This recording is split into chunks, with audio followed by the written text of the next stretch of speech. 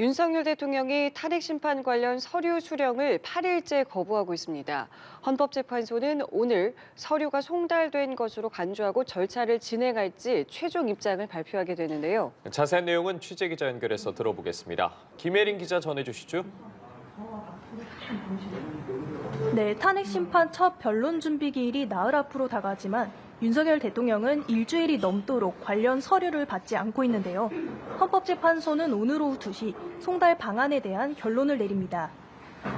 헌재는 16일부터 윤 대통령에게 준비명령과 출석 요구서 등을 보내고 있습니다. 우편과 인편, 전자, 송달 등 여러 방식을 시도했고 헌재 직원들이 직접 대통령 관저를 찾아가기도 했는데요.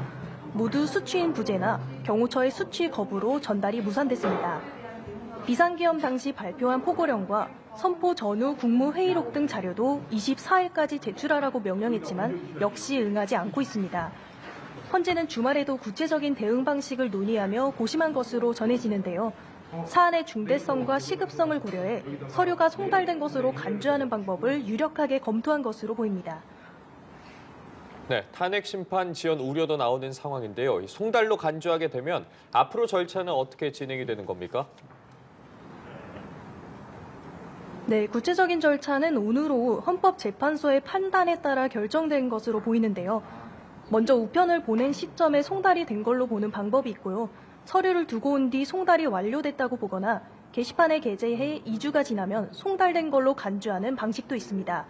서류가 송달된 걸로 간주하면 윤 대통령은 원칙적으로 일주일 안에 답변서를 내야 하는데요. 헌재선 구체적인 진행 방식은 오늘 발표하겠다는 입장입니다.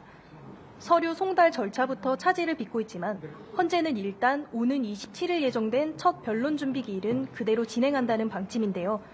다만 윤 대통령 측이 변호인단 구성이 끝나지 않았다며 선임계 제출을 미루고 있는 점이 변수로 꼽힙니다.